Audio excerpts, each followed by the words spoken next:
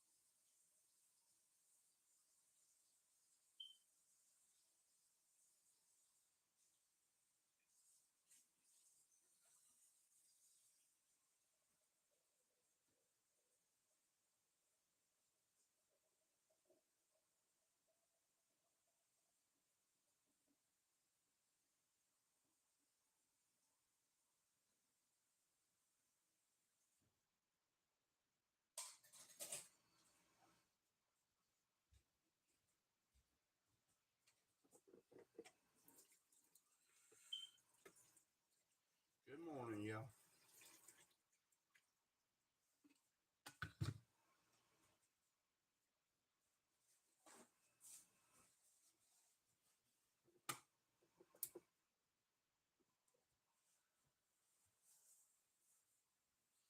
Get going here in a minute.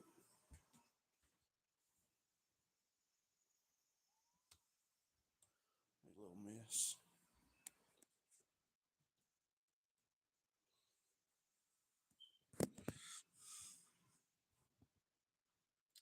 All right. Hope y'all are doing good.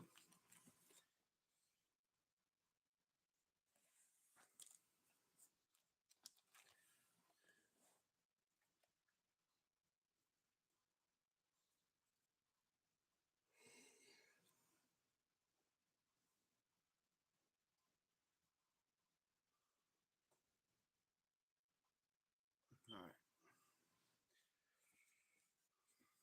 Verse or chapter 30 in Genesis. Let me see here. I don't know if y'all are able to hear. Hold on a second. This thing's looking a little weird. It's counting the timer. Okay. Maybe it's fine. Looks a little different than normal. Chapter 30 in Genesis. Now, when Rachel saw that she bore Jacob no children, she became jealous of her sister. And she said to Jacob, give me children, or else I die. Then Jacob's anger burned against Rachel, and he said, am I in the place of God, who has withheld from you the fruit of the womb? And she said, here is my maid Bilhah, go into her, that she may bear on my knees, that through her I may too have children. So she gave him her maid Bilhah as a wife, and Jacob went into her, and Bilhah conceived and bore Jacob a son. Then Rachel said, God has vindicated me, and has indeed heard my voice, and has given me a son. Therefore she named him Dan. And Rachel's maid Bilhah conceived again, and bore Jacob a second son. So Rachel said, with mighty wrestlings I have wrestled with my sister, and I have indeed prevailed. And she named him Naphtali. When hang on a second, there's a fly right here, and I got my fly getter. All right, got it. James, good morning.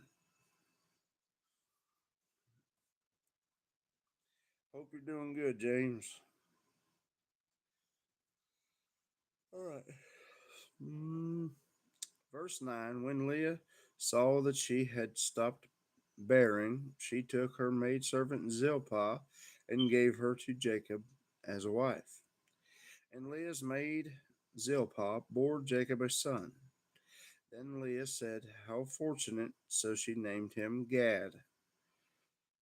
And Leah's maid Zilpah bore Jacob a second son.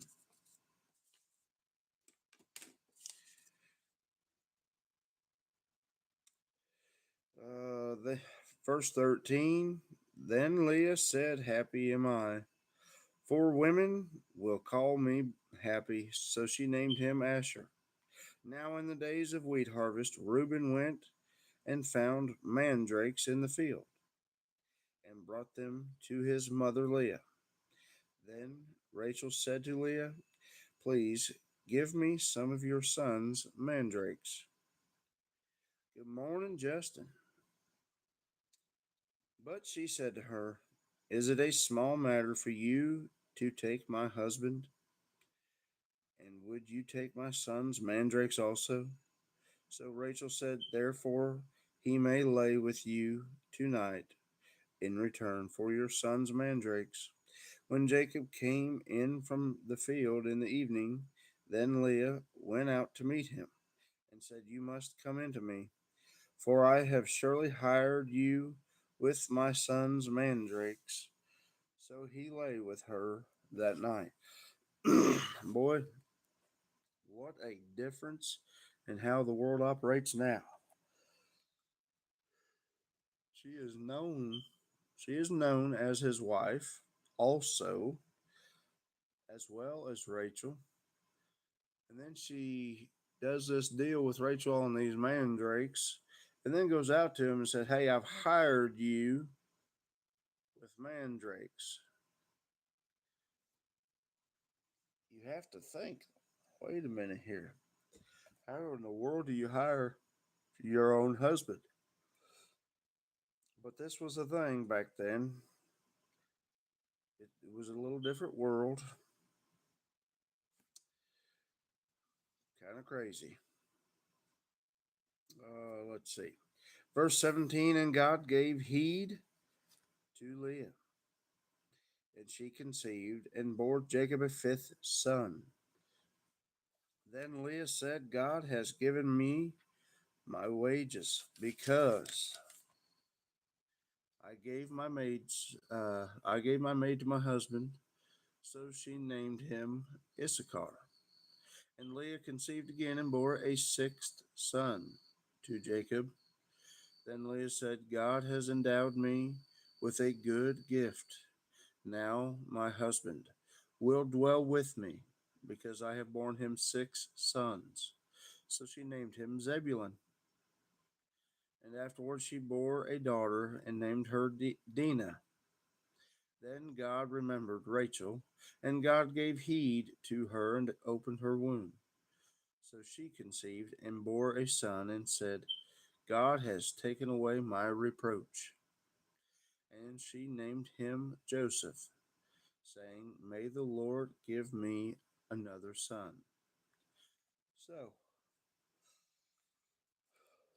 back then, we see these women would feel uh, that they have been cursed if they're not able to have children. And if they do get to have children, they believe that, I mean, right here, God took away my reproach. It's a good thing for her. Makes her happy. Gives her a direct son for her husband. All is well.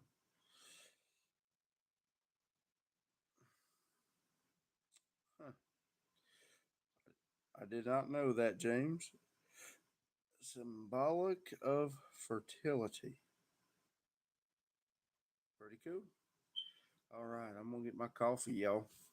I'll be right back.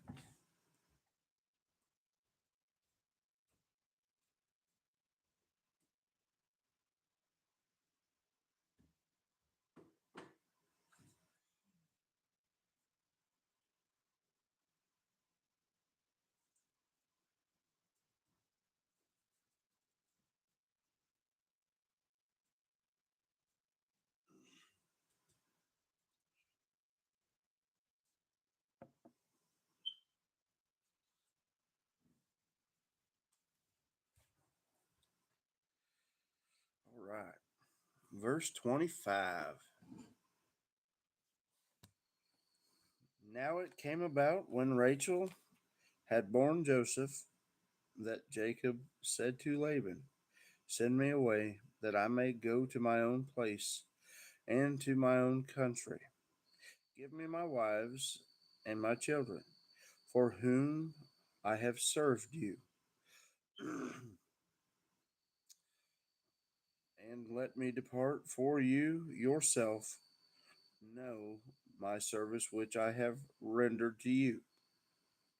But Laban said to him, if now it pleases you, stay with me. I have divined that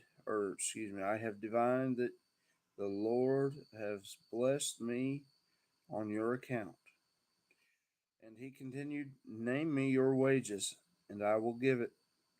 But he said to him, you yourself know how I have served you and how your cattle have fared with me. For you, excuse me, for you had little before I came, and it has increased to a multitude, and the Lord has blessed you wherever I turned. But now, when shall I provide for my own household also? So he said, what shall I give you? And Jacob said, you shall not give me anything. If you will do this one thing for me, I will again pasture and keep your flocks. Or flock, it's singular, not plural. Let me pass through your entire flock today, removing from there every speckled and spotted sheep, and every black one among the lambs, and the spotted and the speckled among the goats, and such shall be my wages. So my honesty will answer for me later. When you come concerning my wages, every one that is not speckled and spotted among the goats and black among the lambs, if found with me, will be considered stolen. And Laban said, good, let it be according to your word. So he removed on that day the striped and spotted male goats and all the speckled and spotted female goats, every one with white, everyone with white in it, and all the black ones among the sheep, and gave them into the care of his sons. And he put a distance of 3 days' journey between himself and Jacob. And Jacob fed the rest of Laban's flocks. Then Jacob took fresh rods of poplar and almond and plane trees, and peeled white stripes in them, exposing the white which was in the rods.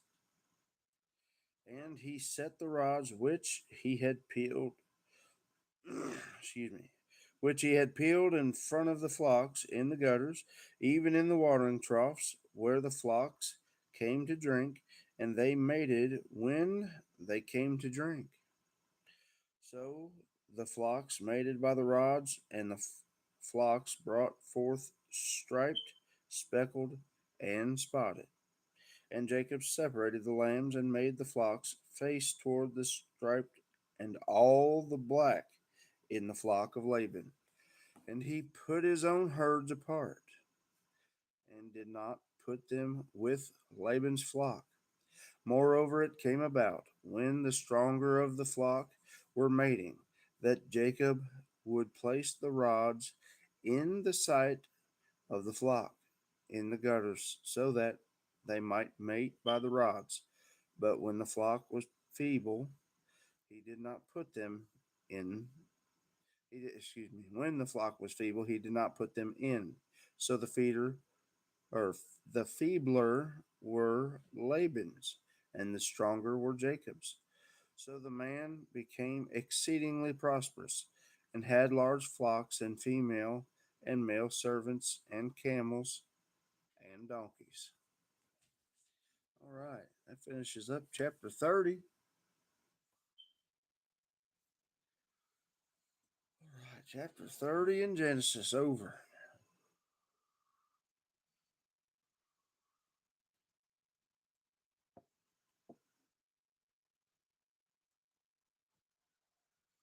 Excuse me.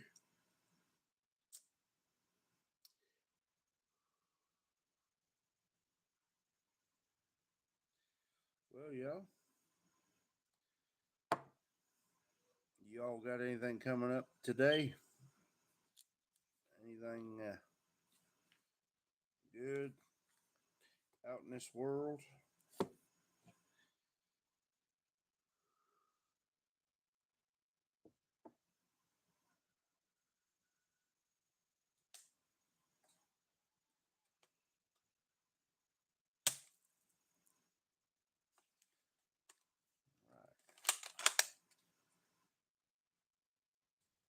I think I got him. Did that one left-handed. Not sure if I got that one or not.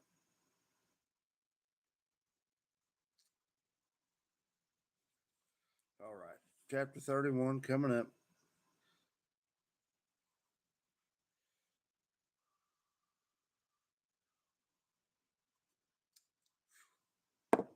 Still hot. Still hot. All right. Only unblemished lambs were fit for sacrifice. A foreshadowing of Jesus. Yeah, he sure got plenty of unblemished ones out of there, didn't they? Of course, one might look at it if it's solid white. That would be the unblemished ones.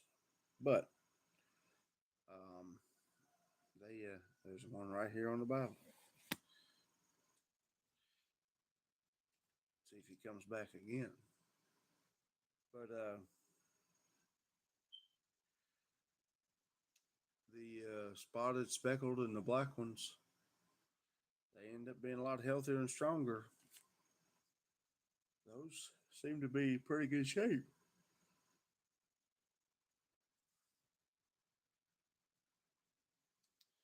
Well, giving another time for him to come back.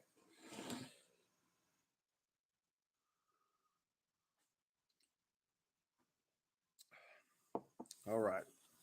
Now Jacob heard the words of Laban's sons, saying, Jacob has taken away all that was our father's, and from what belonged to our father he has made all this wealth. And Jacob saw the attitude of Laban, and behold, it was not friendly toward him as formerly. Hold on. Oh, man. I went to move my left hand and spooked it. Let's see if he comes back. There he is.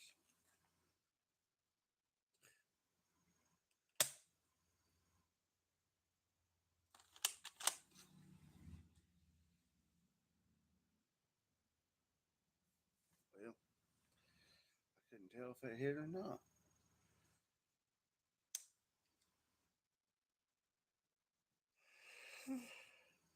Oh, excuse me. All right. Verse 3. Then the Lord said to Jacob, return to the land of your fathers and to your relatives, and I will be with you. So Jacob sent and called Rachel and Leah to his flock in the field, and said to them, excuse me, I see your father's attitude, that it is not friendly toward me as formerly. But the God of my father has been with me, and you know that I have served your father with all my strength. Yet your father has cheated me and changed my wages 10 times. However, God did not allow me to hurt, or excuse me, did not allow him to hurt me.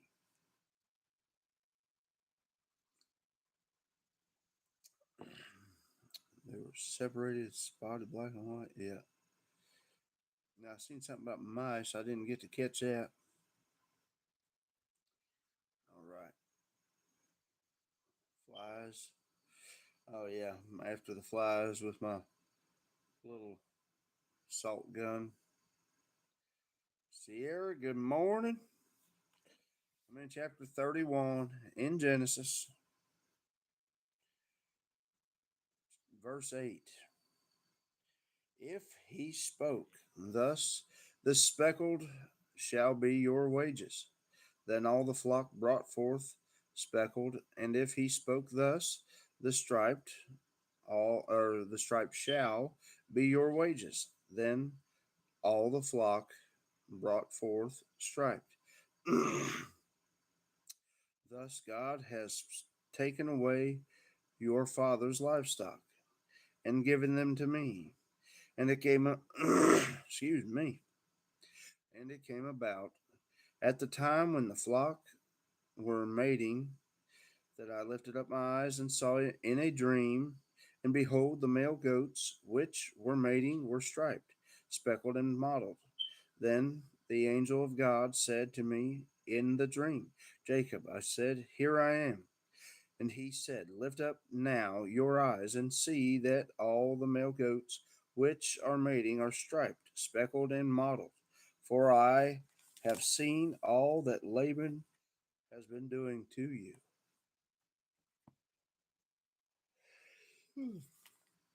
I am the God of Bethel, where you anointed a pillar, where you made a vow to me.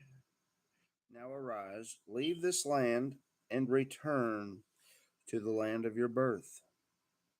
And Rachel and Leah answered and said to him, Do we still have any portion or inheritance in our father's house? Are we not reckoned by him as foreigners? For he has sold us and has also entirely consumed our purchase price. Surely all the wealth which God has taken away from our father belongs to us and our children. Now then, do whatever God has said to you.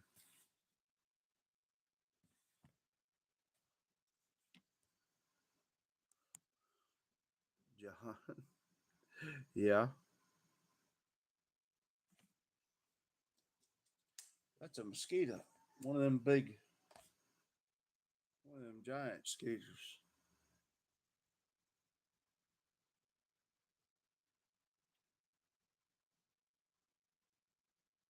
Oh, I was waiting on him to come back. Y'all, I don't have much of a voice this morning either.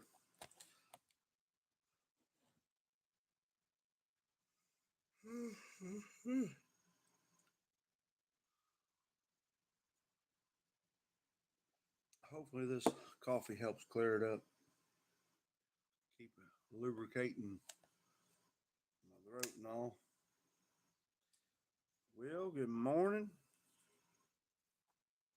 That's all going to. It's fun to hit that fly out of the air. Yep, that it is. That it is. They make it a challenge.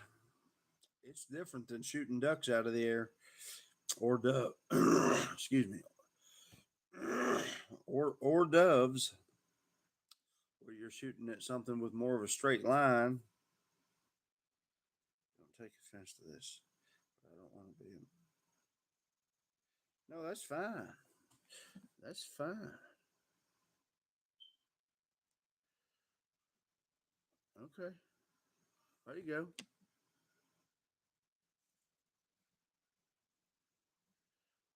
You doing okay, Sarah?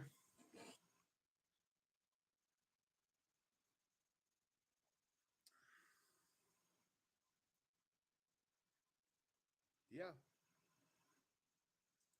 No problem.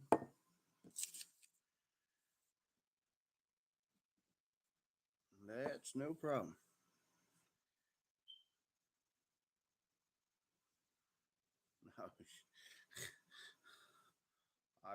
No, I didn't figure one way or the other you were or weren't.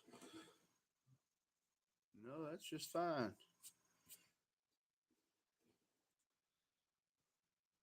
Is all in well up there in Ohio?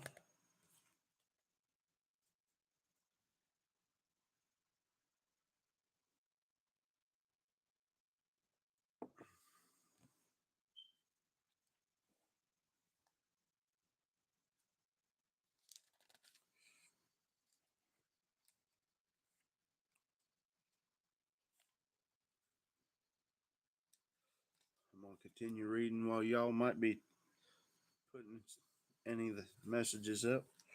Then Jacob arose and put his children and his wives upon camels. And he drove away all his livestock and all his property which he had gathered, his acquired livestock which he had gathered in Padan Aram, to go to the land of Canaan to his father Isaac. It was chilly the other day. I believe it. It's been a little bit cooler here too, other than yesterday and the day before were probably the two hottest days for a week. Yep. Now it's pretty cool outside. Trying to get the temperature in here to drop. I've got the door and windows open. We'll see. Verse 19. When Laban had gone to shear his flock, then Rachel stole the household idols that were her father's, and Jacob deceived Laban the Aramean by not telling him that he was fleeing. So he fled with all that he had, and he arose and crossed the Euphrates River and set his face toward the hill country of Gilead. When it was told Laban on the third day that Jacob had fled, then he took his kinsman with him and pursued him a distance of 7 days' journey, and he overtook him in the hill country of Gilead. And God came to Laban the Aramean in a dream of the night, and said to him, Be careful that you do not speak to Jacob either good or bad.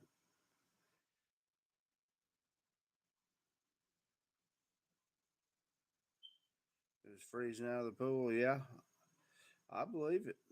You come out of that water, and then if the air is a little chilly, right on that wet, yep, that'll definitely nip you in the bud a little bit. And Laban caught up with Jacob. Now Jacob had pitched his tent in the hill country, and Laban with his kinsmen camped in the hill country of Gilead. Then Laban said to Jacob, What have you done by deceiving me and carrying my daughters like captives of the sword?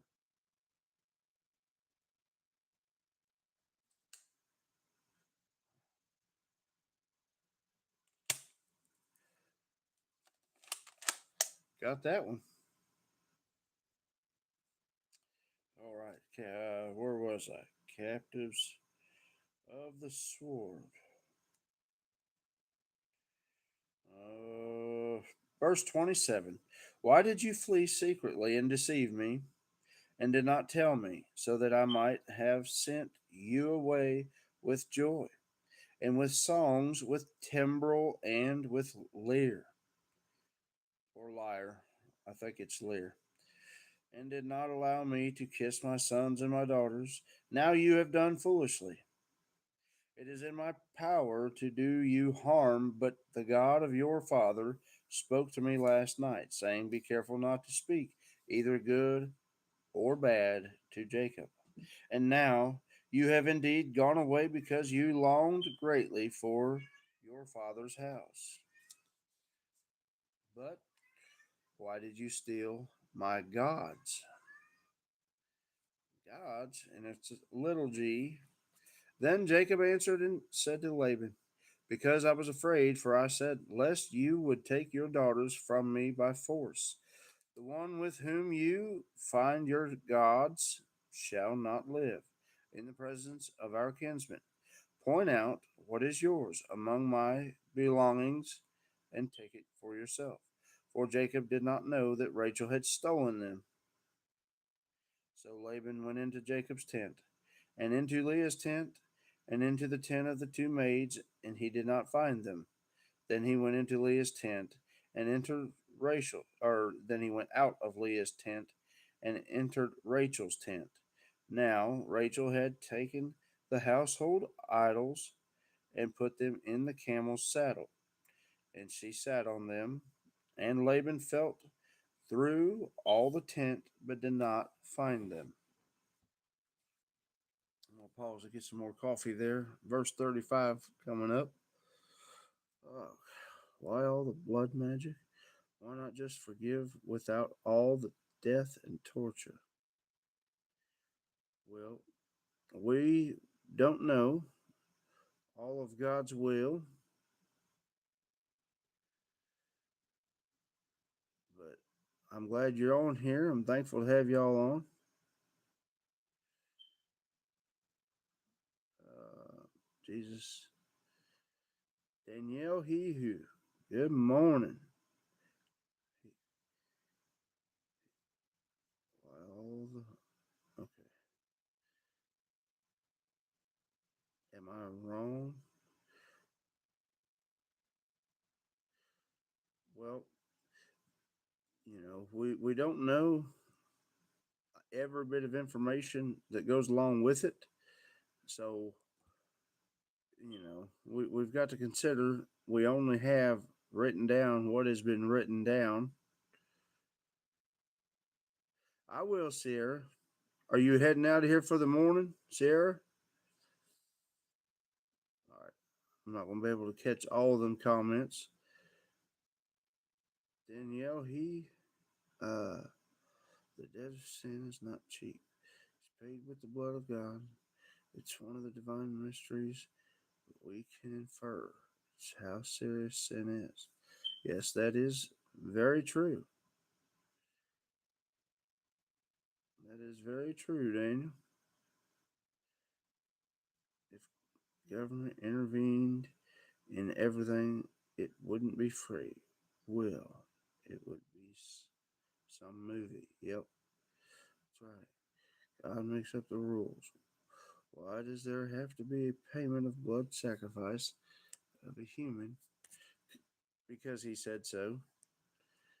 Um, you know, I know there's a lot of people that likes using those passages to dispute against God and His plan, but that's you know pretty generally somebody that's trying to get away with either their own moral standards or try to justify a fake God or something like that. It is a good question in a sense, but then it gets to be too far and it doesn't do any good by just continuing to pry against it in the wrong manner. It's good to dig deep into certain topics, but I'm going to get this coffee and I'll get back into the text.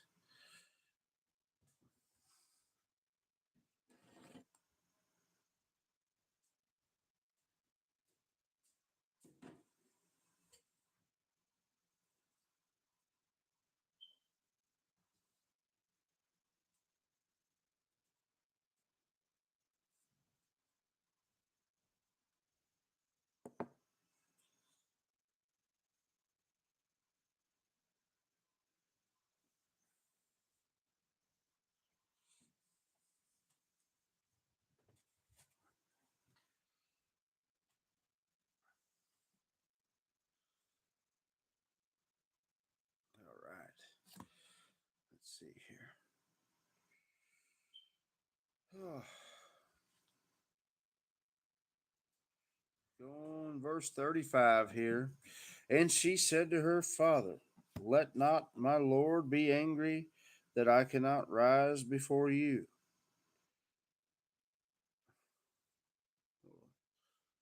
Oh, okay. I got you.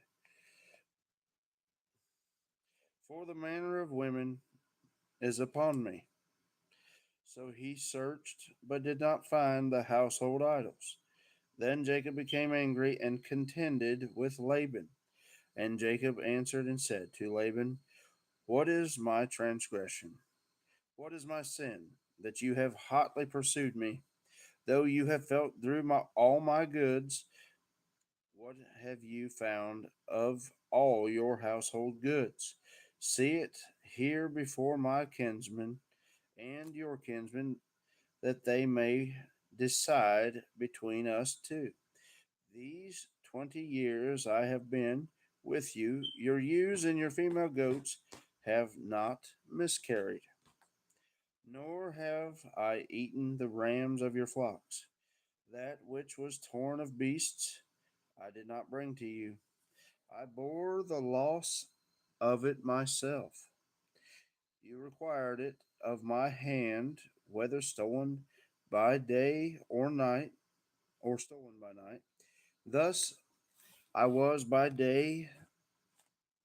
Hold on. Thus I was by day. The heat consumed me, and the frost by night, and my sheep fled from my eyes. These 20 years I have been in your house. I served you 14 years for your two daughters, and 6 years for your flock. And you changed my wages 10 times. If the God of my father, the God of Abraham, and the fear of Isaac had not been for me, surely now you would have sent me away empty handed. God has seen my affliction and the toil of my hands, so he rendered judgment last night. All right, so here's Jacob. He's given a direct, he's coming at Laban a little stern. He's getting after it a little bit, making it clear like, look, you've done me a little bit wrong here. Get off of it, he's saying. Let it go.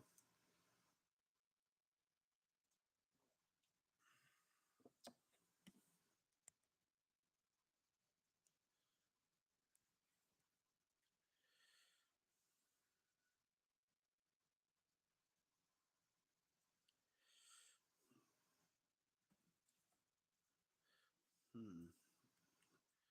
Well, guess that feller ain't going to jump on board anytime soon. Monda, I can't say the rest of that name. I'll just say Monda. I hope you maybe decide to go a different route one day.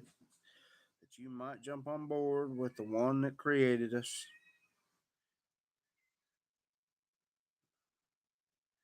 Listen and reason honestly and humbly.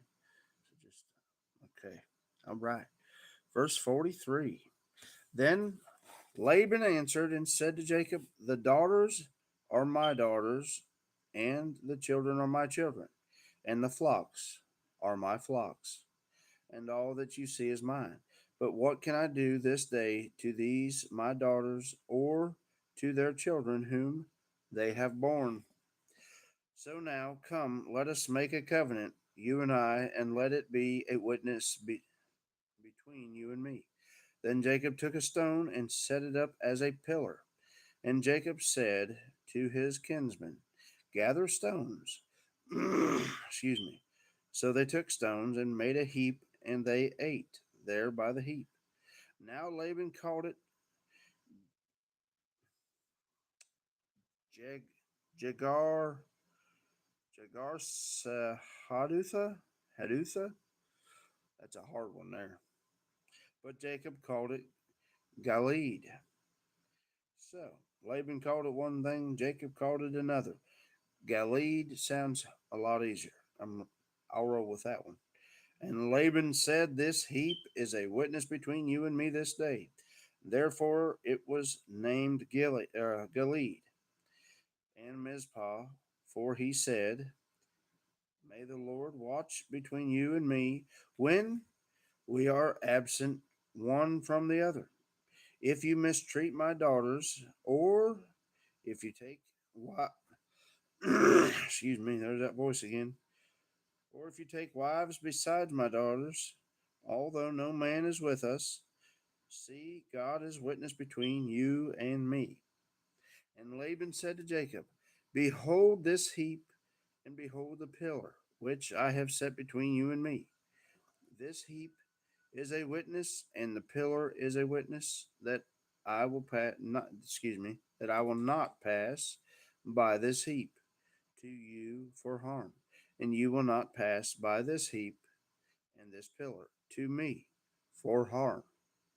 The God of Abraham and the God of Nahor, the God of their father, judge between us.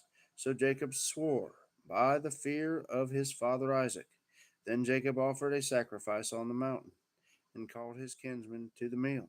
And they ate the meal and spent the night on the mountain. And early in the morning Laban arose and kissed his sons and his daughters and blessed them. Then Laban departed and returned to his place.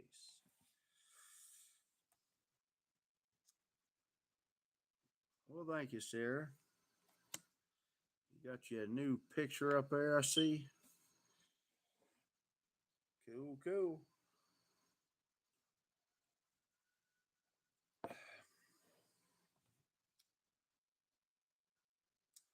All right. I already got to get more coffee. It's going to be like yesterday. It's going to go down fast.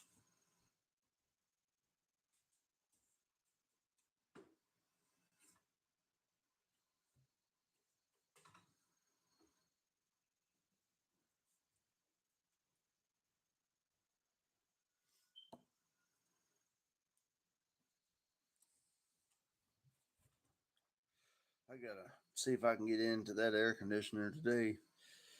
When I went to mess with it before, it's from where it had sweat so much the whole time it had been running, it had pooled up with water, and I just found a pipe that's actually a drain off pipe for that, but it's all clogged up. I got to get that cleaned up. I changed my profile picture a lot.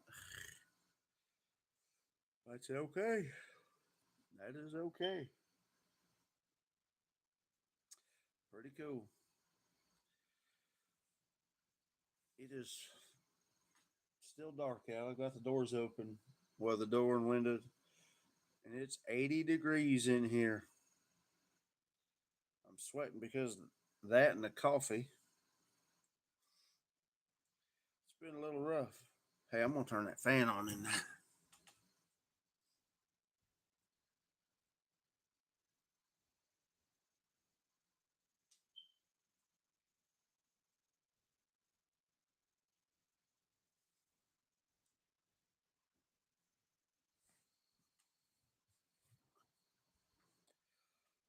I'll probably change it again next week. Yeah, hey, it's all according to what you want to do, right?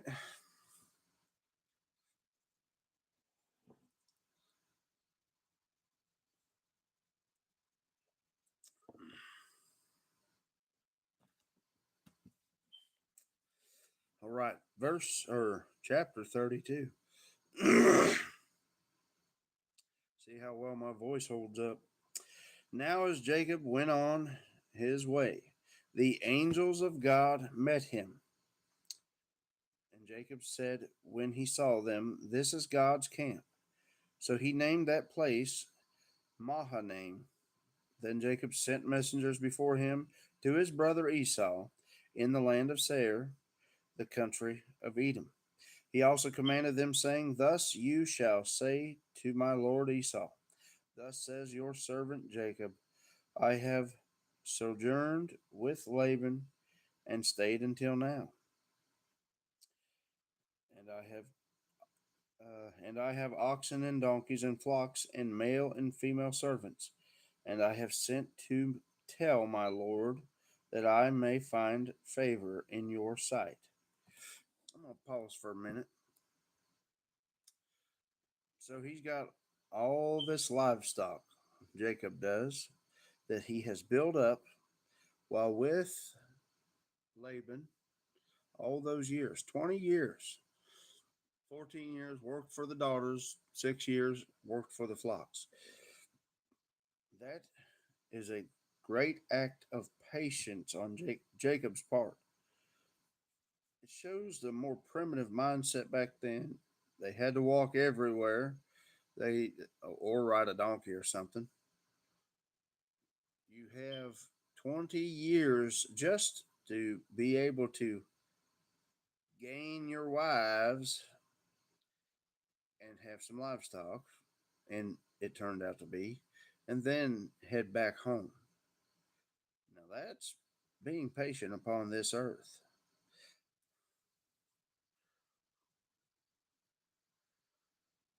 Let's see. Hopefully, nobody thinks I'm a Muslim again with this picture. Oh boy. Well, I guess it's possible they might.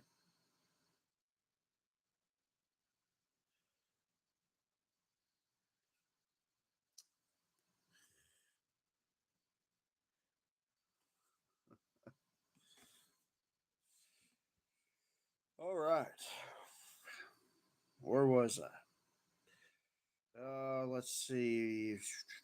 Verse 5. And I have oxen and donkeys and flocks and male and female servants, and I have sent to tell my Lord that I may find favor in your sight. And the messengers returned to Jacob, saying, we came to your brother Esau, and furthermore, he is coming to meet you, and 400 men are with him. Then Jacob was greatly afraid and distressed, and he divided the people who were with him, and the flocks, and the herds, and the camels into two companies. For he said, if Esau comes to the one company and attacks it, then the company which is left will escape. And Jacob said, O God of my father Abraham, and God of my father Isaac, O Lord, who didst say to me, return to your country and to your relatives, and I will prosper you. I am unworthy for all the loving kindness and of all the faithfulness which thou hast shown to thy servant. For with my staff only I crossed this Jordan, and now I have become two companies. I'm going to pause right there for a moment.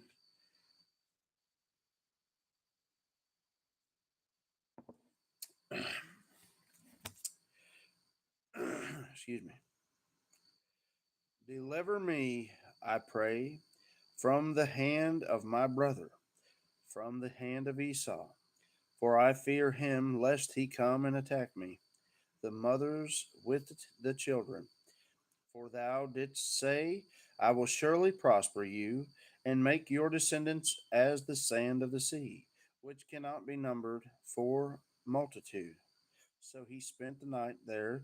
Then he selected from what he had with him a present for his brother Esau 200 female goats and 20 male goats, 200 ewes and 20 rams, 30 milking camels and their colts, 40 cows and 10 bulls, 20 female donkeys and 10 male donkeys. And he delivered them into the hand of his servants, every drove by itself, and said to his servants, pass on before me, and put a space between droves. And he commanded the one in front, saying, when my brother Esau meets you and asks you, saying, to whom do you belong? And where are you going? And to whom do these animals in front of you belong? Then you shall say, these belong to your servant Jacob.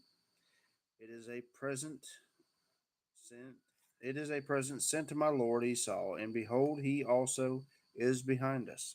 Then he commanded also the second and the third, and all those who followed the droves, saying, after this manner you shall speak to Esau when you find him, and you shall say, behold, your servant Jacob also is behind us. For he said, I will appease him with the present that goes before me. Then afterward I will see his face. Perhaps he will accept me. So the present passed on before him, while he himself spent that night in the camp. Now he arose that same night, and took his 2 wives and his 2 maids and his 11 children, and crossed the ford of the Jabbok. And he took them and sent them across the stream, and he sent across whatever he had. Pause again there.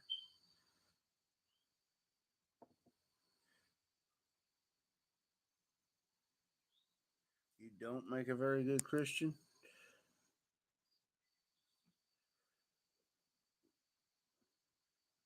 Why do you say you're a terrible Christian, Sierra?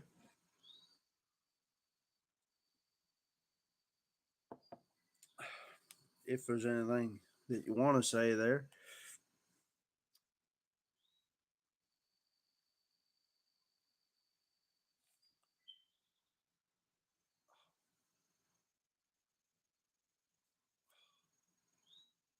Stretch this old neck out.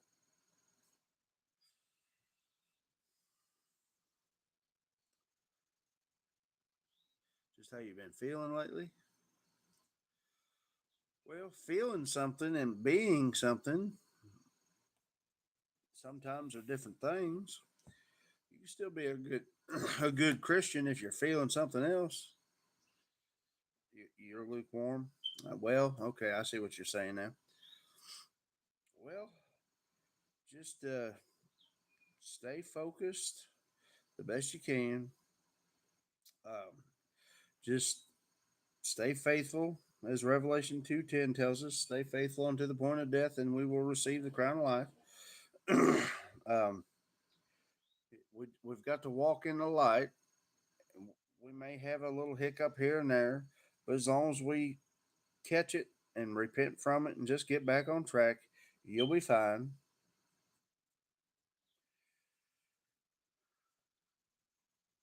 Do you have Discord?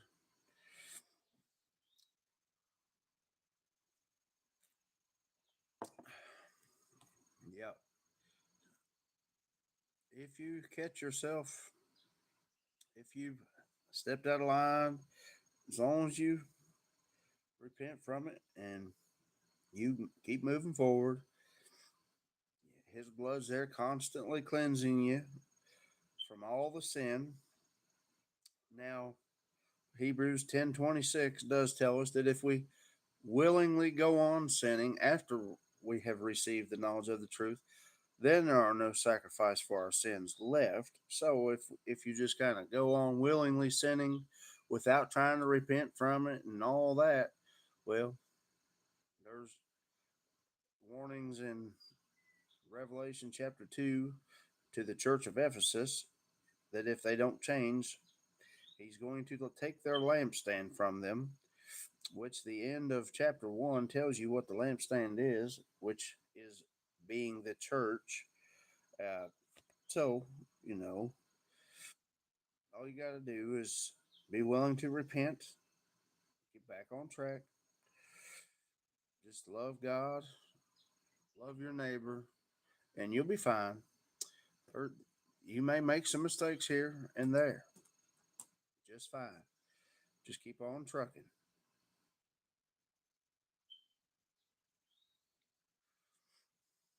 I'm gonna get some more coffee, y'all.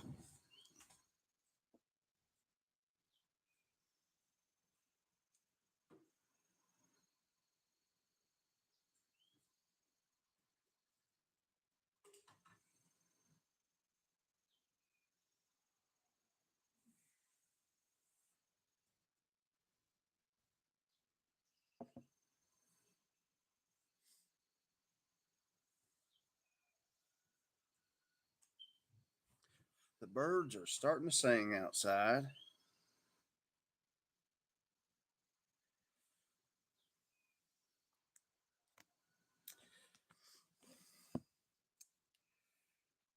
All right.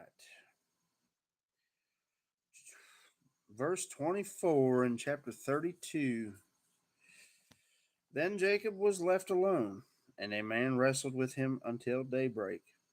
And when he saw that he had not prevailed against him, he touched the socket of his thigh. So the socket of Jacob's thigh was dislocated while he wrestled with him. Then he said, "Let me go, for the dawn is breaking." But he said, "I will not let you go unless you bless me." So he said to him, "What is your name?" And he said, "Jacob."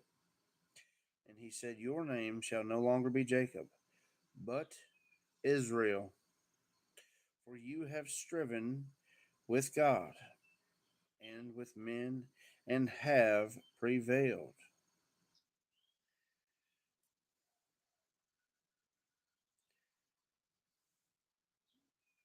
Hold on. Okay. I just looking up in the context of that.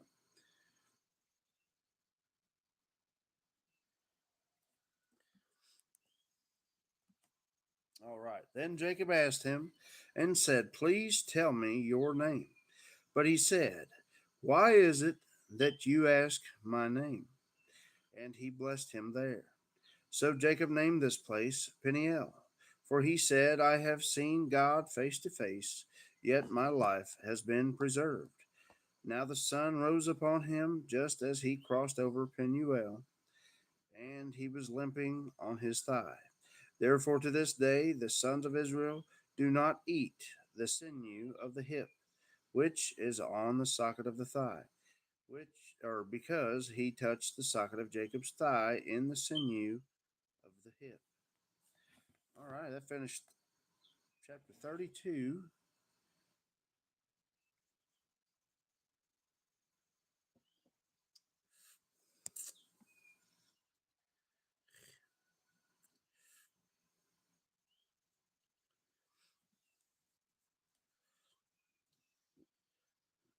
You're not a good texter, you prefer calls. Well, Sierra, if you need to call me and talk about it, if you still have my number, go ahead and call me. I'll be glad to talk with you too. That'd be no problem. James will talk with you. I'll talk with you. That'll work. YouTube is okay to text on because I don't got to text a paragraph. Yeah. Hold on, I'm hitting buttons. All right.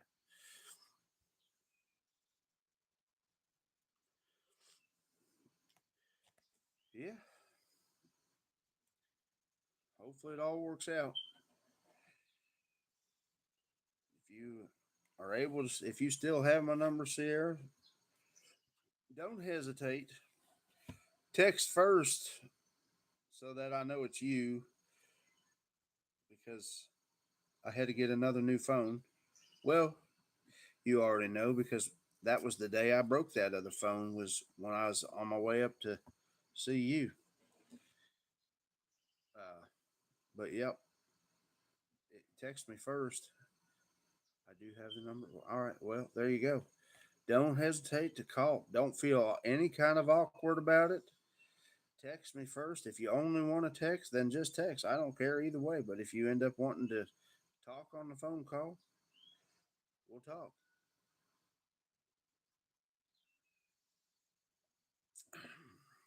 We'll do it. Because I know on here there may be some things you may not want to throw out there. So, phone call and texting, the either or both will work. Then Jacob lifted his eyes and looked, and behold, Esau was coming, and 400 men with him. So he divided the children among Leah and Rachel and the two maids. And he put the maids and children in front, and Leah and her children next, and Rachel and Joseph last. But he himself passed on ahead of them and bowed down to the ground 7 times until he came near to his brother. Then Esau ran to meet him and embraced him, and fell on his neck and kissed him, and they wept. So it turns out Esau was happy to see his brother.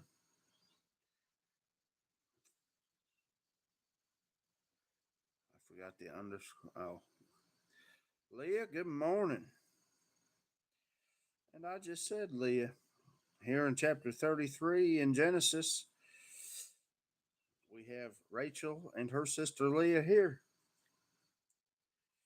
All right. Verse 5. And he lifted his eyes and saw the women and the children and said, Who are these with you? So he said, The children whom God has graciously given your servant. Then the maids came near with their children, and they bowed down. And Leah likewise came near with her children, and they bowed down. And afterward Joseph came near with Rachel, and they bowed down.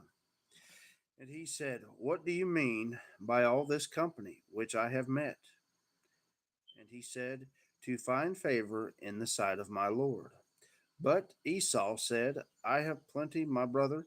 Let what you have be your own.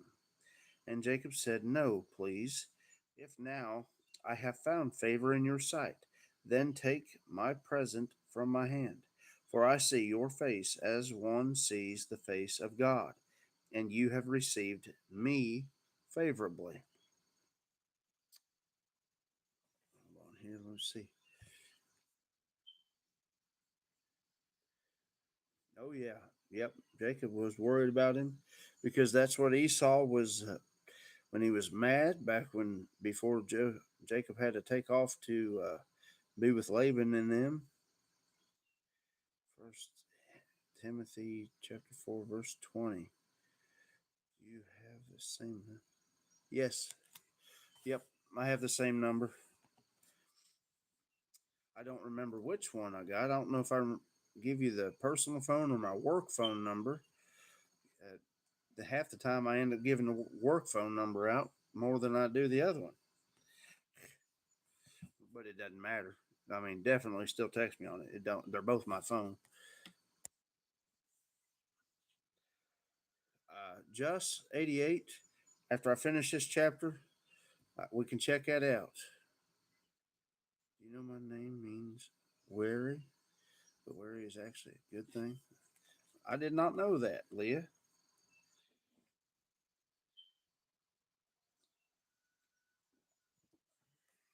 All right. Oh, where was I? But Esau said, I have plenty, my brother. Let what you have. Hold on. Is that where I was? Then the maids came near with their children and bowed down. And Leah likewise came near with her children, and they bowed down. And afterward Joseph came near with Rachel, and they bowed down. And he said, what do you mean by all this company which I have met? And he said, to find favor in the sight of my Lord. But Esau said, I have plenty, my brother.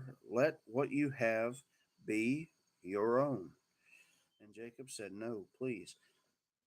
Excuse me. If now I have found favor in your sight, then take my present from my hand. For I see your face as one sees the face of God, and you have received me favorably. Please take my gift which has been brought to you, because God has dealt graciously with me, and because I have plenty. Thus he urged him, and he took it. Then Esau said, let us take our journey and go, and I will go before you. But he said to him, my Lord knows that the children are frail, and that the flocks and herds which are nursing are a care to me. And if they are driven hard one day, all the flocks will die. Please let my Lord pass on before his servant, and I will proceed at my leisure, according to the pace of the cattle that are before me, and according to the pace of the children, until I come to my Lord at Seir. And Esau said, please let me leave with you some of the people who are with me. But he said, what need is there? Let me find favor in the sight of my Lord. So Esau returned that day on his way to Seir. And Jacob journeyed to Succoth or Succoth, I don't know, Succoth, I think it is, and built for himself a house and made booths for his livestock. Therefore, the place is named Succoth. Now Jacob came safely to the city of Shechem, which is in the land of Canaan, when he came from Padan Aram and camped before the city.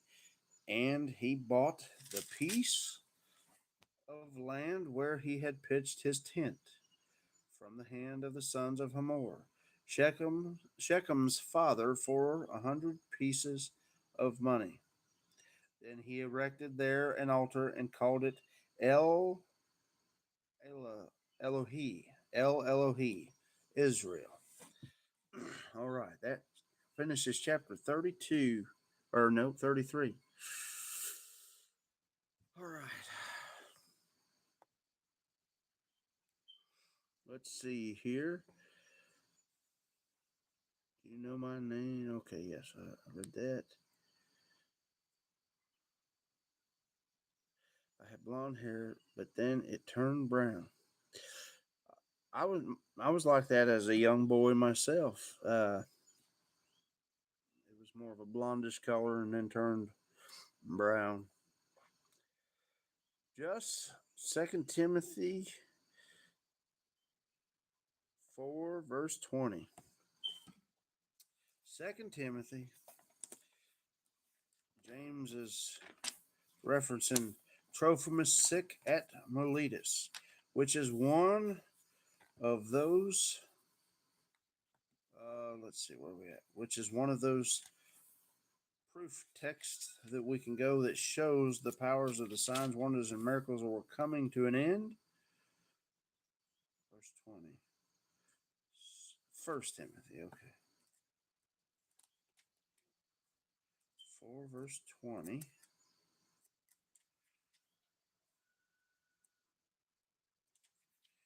All right.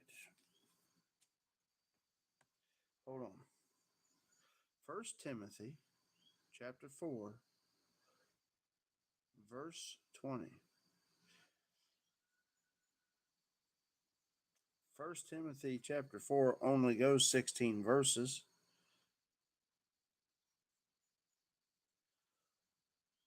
I have light brown hair that sometimes looks blonde-ish. Same with me, Leah. Now it's turning gray.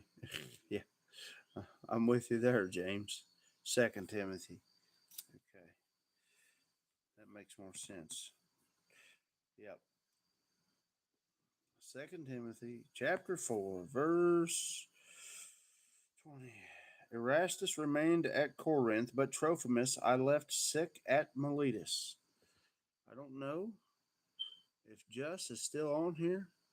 It does not seem like he is.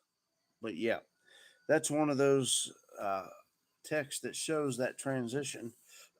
Paul's getting ready to die, and he knows it. He knows his end is coming soon.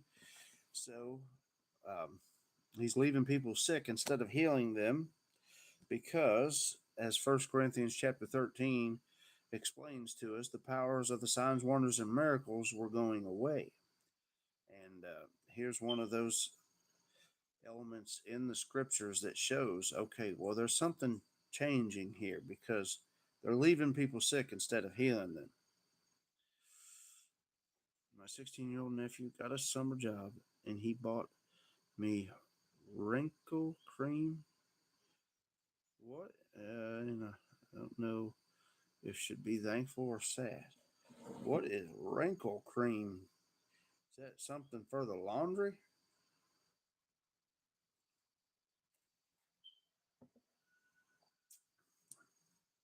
Oh, you. No, but you will soon. Good grief. Well, Ginger Cat, good morning. Sierra, I don't know about that one. Sounds like that would be a good time to have a little discussion with him. I'm gonna get some more coffee, y'all. Prevent face wrinkles. Good night.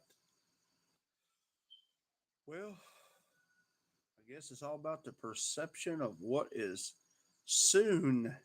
If he means 35, 40 years from now soon, yeah, okay, maybe one thing, but good grief. I'll be right back.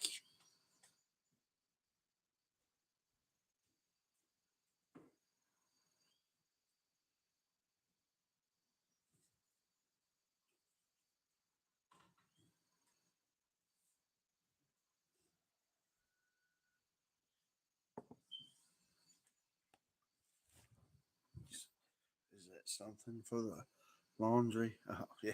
Oh, yeah. Hey, I didn't know. Uh, Cream, wrinkle. I don't. I don't delve into that laundry stuff or cosmetic stuff, whatever you want to call it.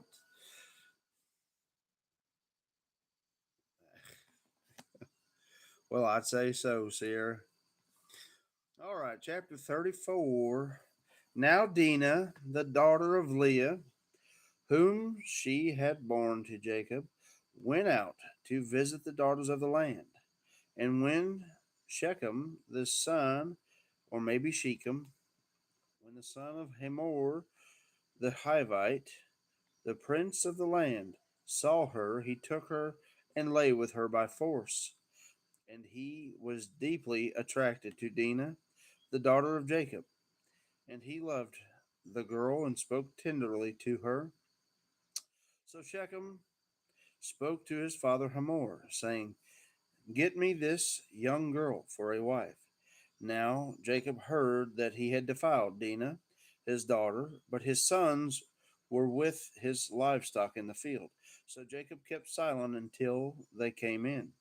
Then Hamor, the father of Shechem, went out to Jacob to speak with him.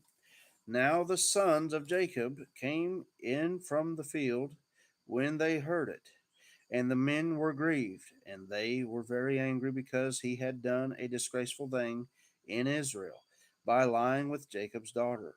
For such a thing ought not to be done.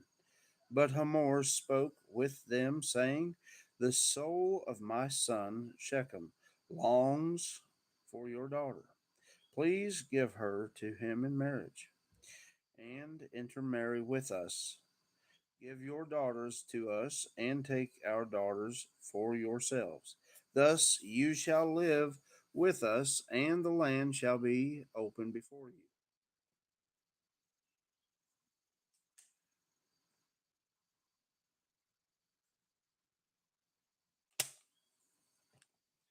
All right, had to try to get that one. Live and trade in it and acquire property in it. Shechem also said to her father and to her brothers, If I find favor in your sight, then I will give whatever you say to me.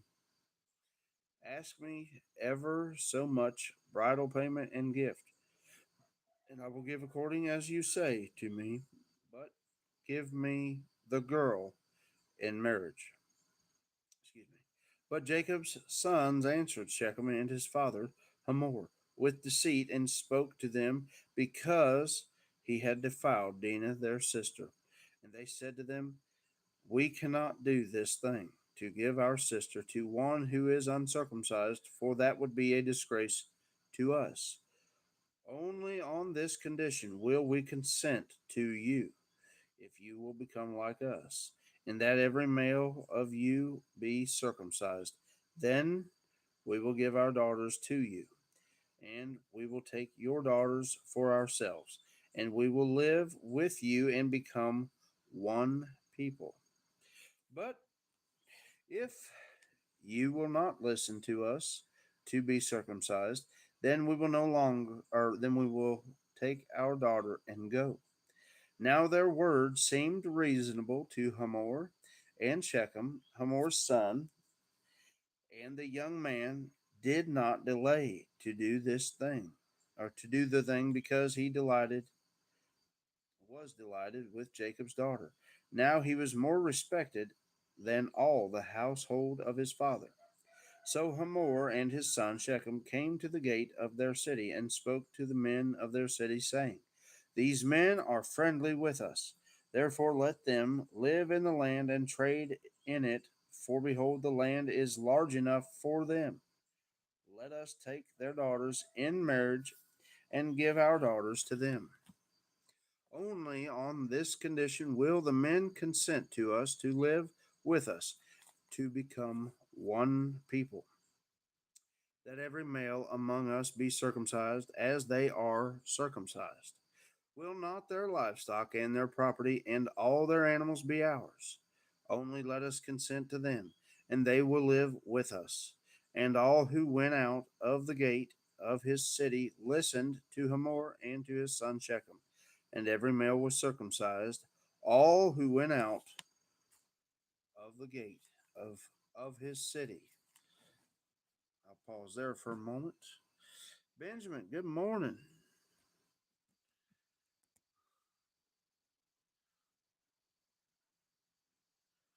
Volume is up and down today. It was like that yesterday, I guess. I'll be 34 next year. Benjamin said you're still a baby.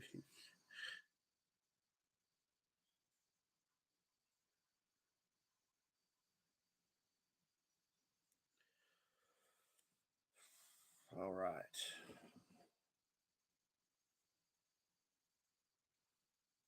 I was hoping that temperature would drop in here a little bit, but it's still 80 degrees.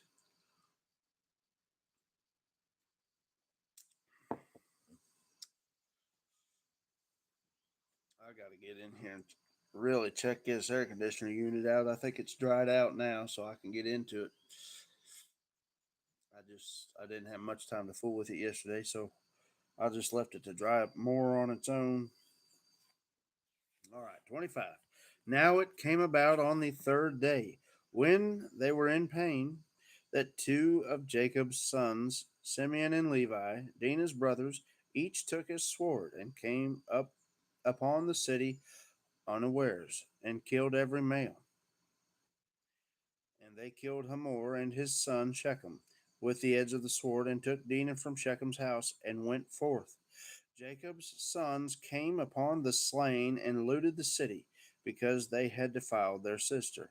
They took their flocks and their herds and their donkeys, and that which was in the city, and that which was in the field.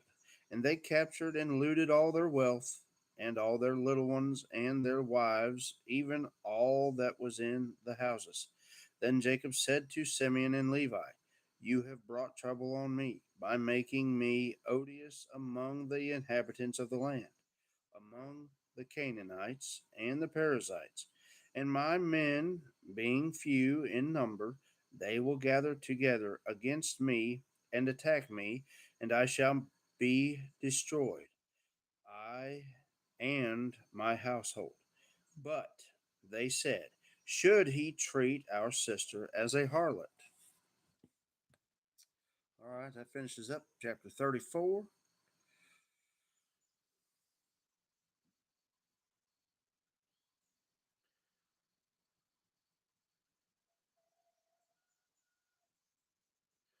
Yeah, that'll fix sometimes.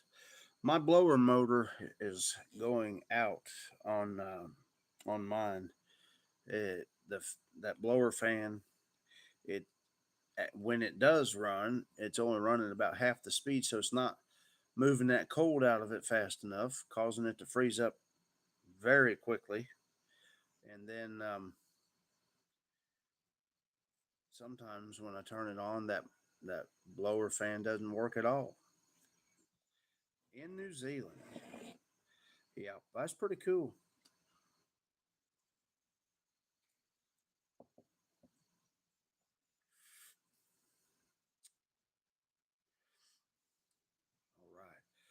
All right, chapter 35. Then God said to Jacob, "Arise, go up to Bethel, and live there, and make an altar there to God, who appeared to you when you fled from your brother Esau."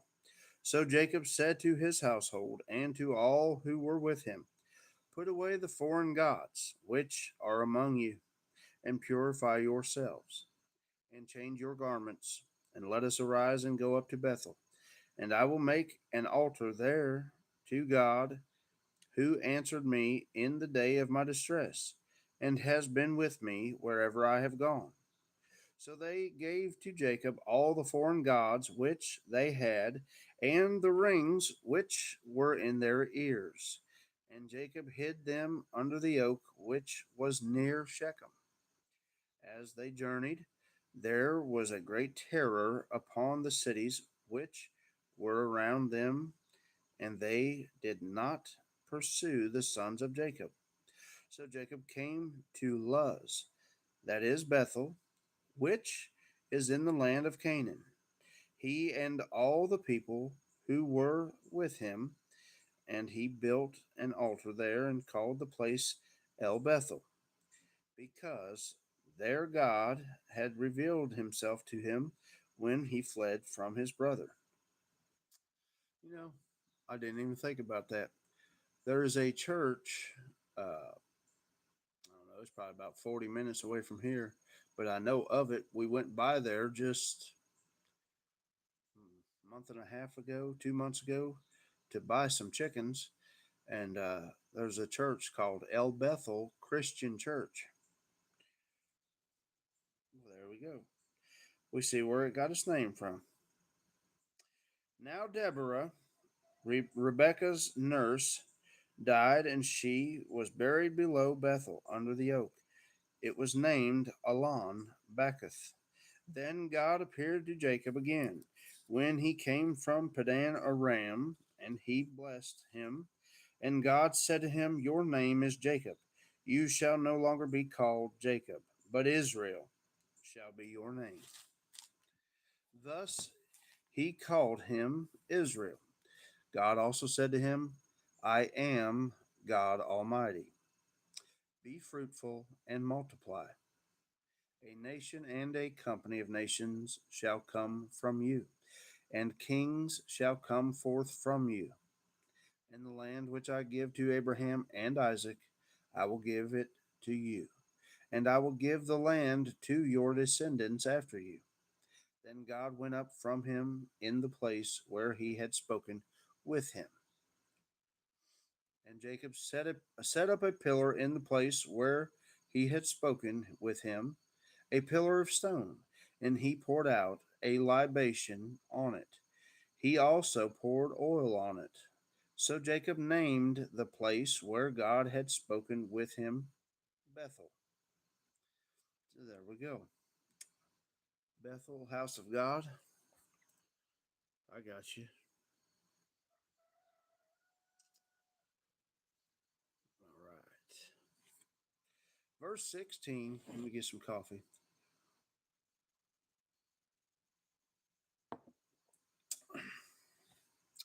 And anybody listening, if you're new here, if you're just running by the channel, we're reading the Bible. If you're not a Christian, we definitely would like to help you get to that point of making that decision. If you're thinking about it, we can help you out. If I can get the hair off my tongue, just throwing that out there. If anybody that's watching is not a Christian, we certainly hope you at least give it a chance. Check it out. See what you think about it. Verse 16, I'm in Genesis chapter 35. Then they journeyed from Bethel, and when there was still some distance to go to Ephrath, Rachel began to give birth, and she suffered severe labor. And it came about, when she was in severe labor, that the midwife said to her, "Do not fear, for now you have another son." And it came about, as her soul was departing, for she died, that she named him Ben-Oni, but his father called him Benjamin. So Rachel died and was buried on the way to Ephrath, that is Bethlehem. And Jacob set up a pillar over her grave, that is the pillar of Rachel's grave to this day. Then Israel journeyed on and pitched his tent beyond the tower of Eder, or maybe Eder. And it came about, while Israel was dwelling in that land, that Reuben went and lay with Bilhah, his father's concubine, and Israel heard of it.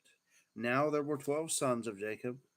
The sons of Leah, Reuben, Jacob's firstborn, then Simeon and Levi, and Judah, and Issachar, and Zebulun. The sons of Rachel, Joseph and Benjamin, and the sons of Bilhah, Rachel's maid, Dan and Naphtali, the sons of Zilpah, Leah's maid, Gad and Asher. These are the sons of Jacob who were born to him in Padan Aram. And Jacob came to his father Isaac at Mamre of Kiriath Arba, that is Hebron, where Abraham and Isaac had sojourned. Now the days of Isaac were 180 years, and Isaac breathed his last and died, and was gathered to his people, an old man of ripe age, and his sons Esau and Jacob buried him. All right. That finishes chapter 35 in Genesis. I thought that chicken noise was here. Nope. Since I got that door open, he's making some noise out there. Pretty easy to hear him.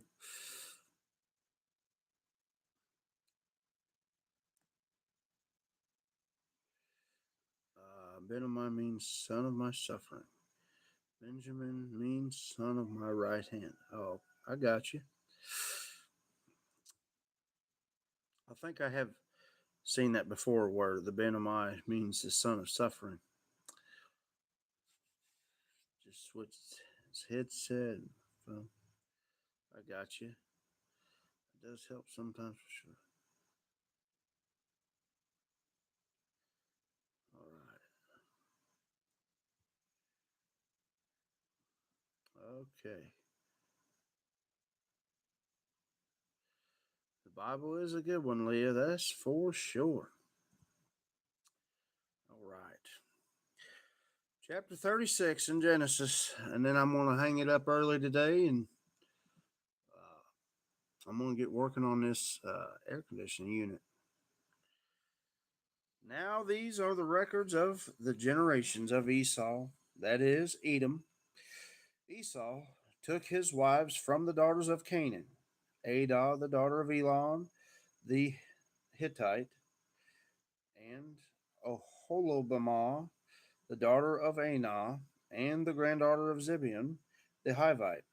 Also, Basemath, Ishmael's daughter, the sister of Nebaioth, and Adah bore Eliphaz to Esau, and Basemath bore Reuel, and Oholibamah bore Jehush or Jeush, and Jalem and Korah.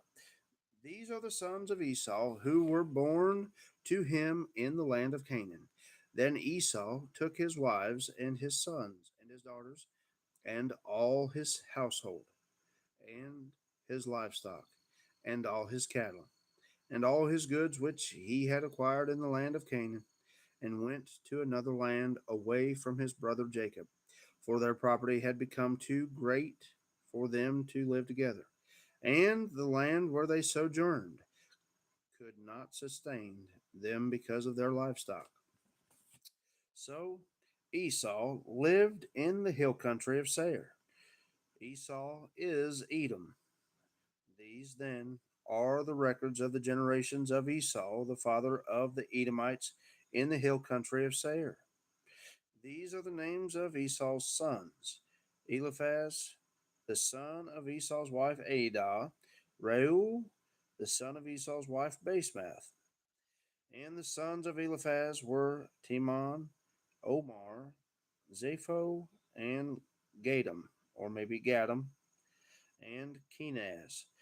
And Timnah was a concubine of Esau's son Eliphaz, and she bore Amalek to Eliphaz. These are the sons of Esau's wife Adah. And these are the sons of Reuel: Nahath, Zerah, Shema, and Mizah. These were the sons of Esau's wife, singular there, Basemath. And these were the sons of Esau's wife, Oholibamah, the daughter of Anah, and the granddaughter of Zibeon. She bore to Esau Jeush, and Jalem, and Korah. These are the chiefs of the sons of Esau. The sons of Eliphaz, the firstborn of Esau, are Chief Teman, Chief Omar, Chief Zepho, Chief Kenaz, Chief Korah, Chief Gadam or Gadam, Chief Amalek. These are the chiefs descended from Eliphaz in the land of Edom. These are the sons of Adah. And these are the sons of Reuel, Esau's son, Chief Nahath, Chief Zerah, Chief Shema, Chief Mizah. These are the chiefs descended from Reuel in the land of Edom. These are the sons of Esau's wife Basemath. And I may be horrible with these names, y'all. I get it. And these are the sons of Esau's wife Oholibamah, Chief Jeush, Chief Jalem, Chief Korah. These are the chiefs descended from Esau's wife Oholibamah, the daughter of Anah. These are the sons of Esau, that is, Edom, and these are their chiefs. These are the sons of Seir, the Horite, the inhabitants of the land, Lotan and Shobal, and Zibeon and Anah, and Dishan and Ezer, the Dishan, or Dishan. These are the chiefs descended from the Horites, the sons of Seir, in the land of Edom. And the sons of Lotan were Hori and Heman, or Hemam, and Lotan's sister was Timnah. And these are the sons of Shobal, Alvin and Manahath, and Ebal, Shepho, and Onan. And these are the sons of Zibeon, Aya and Anah. He is the Anah who found the hot springs in the wilderness when he was pasturing the donkeys of his father Zibeon. And these are the children of Anah, Dishan and Oholibamah, the daughter of Anah. And these are the sons of Dishan, Hemdan and Eshban and Ithran and Cheran. These are the sons of Ezer, Bilhan or Bilhan and Zavan and Achan. These are the sons of Dishan, Uz and Aran. Aran, not Iran. It starts with an A. These are the chiefs descended from the Horites, Chief Lotan, Chief Shobal, Chief Zibeon, Chief Anah, Chief Dishan, Chief Ezer, Chief Dishan. These are the chiefs descended from the Horites, according to their various chiefs in the land of Seir. Now these are the kings who reigned in the land of Edom before any king reigned over the sons of Israel. Bela, the son of Beor, reigned in Edom, and the name of his city was Dinhabah. Then Bela died, and Jobab, the son of Zerah of Bozrah, became king in his place. Then Jacob died, or excuse me, then Jobab died, and Husham, or Husham, of the land of the Temanites became king in his place. Then Husham died, and Hadad, the son of Bedad, who defeated Midian in the field of Moab, became king in this place. And the name of his city was Avith. Then Hadad died, and Samlah of Masrekah became king in his place. Then Samlah died, and Shaul of Rehoboth on the Euphrates River became king in his place. Then Shaul died, and Baal Hanan, the son of Achbor, king, became king in his place. Then Baal Hanan, the son of Achbor, died, and Hadar became king in his place. And the name of his city was Paul, and his wife's name was Mehetabel, the daughter of Matred, daughter of Mezahab. These names are tough ones, I'll tell you. Now these are the names of the chiefs descended from Esau, according to their families and their localities, by their names: Chief Timnah, Chief Alva, Chief Jetheth, Chief Oholibamah, Chief Elah, Chief Pinan, Chief Kenaz, Chief Timon, Chief Mibzar, Chief Magdal, Chief Iram. These are the chiefs of Edom, that is Esau, the father of the Edomites, according to their inhabitants, or excuse me, according to their habitations in the land of their possession. That's a tough one there, that whole chapter. We got through it though. I'm always disappointed though. Hope you like it. Well, good deal. Hope the new bed's a good one for you. All right.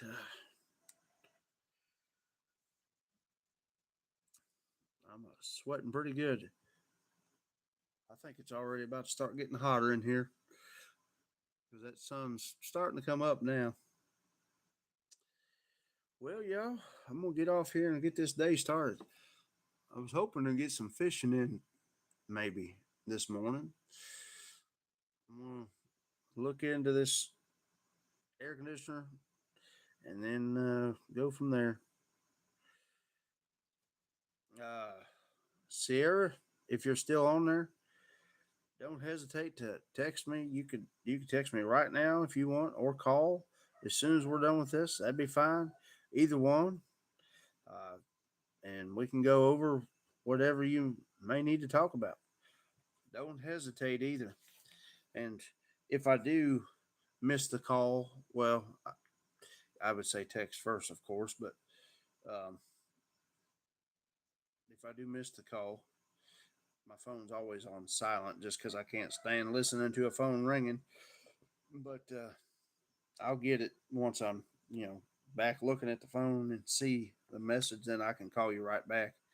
I mean, you can call me right now. I'll be expecting it right now. But as the morning and the day goes on, as I get into things, you never know if I'm going to catch the text or call right away later on. Yeah, Benjamin, no problem. Uh, oh, you got your job. All right, good deal. Good deal. Hey, that's awesome, Benjamin. Cool. All right, y'all. I'm gonna get off here. I don't guess Sierra was still on there, but I hope she gives me a call later. All right, y'all. I'm gonna jump off here. Definitely get out there and preach that gospel. And for those listening, if you're not normally on here or you're new to it, Jesus died and was buried and raised to life on that third day. He out he outdid death. He defeated death for all of us, so we can have eternal life through him. All we got to do is jump on board with Jesus. Love God, love our neighbor. Just live a faithful life afterwards. That's it. Hey, y'all take care. You're welcome. God bless y'all, and maybe we'll see you again soon. Take her easy.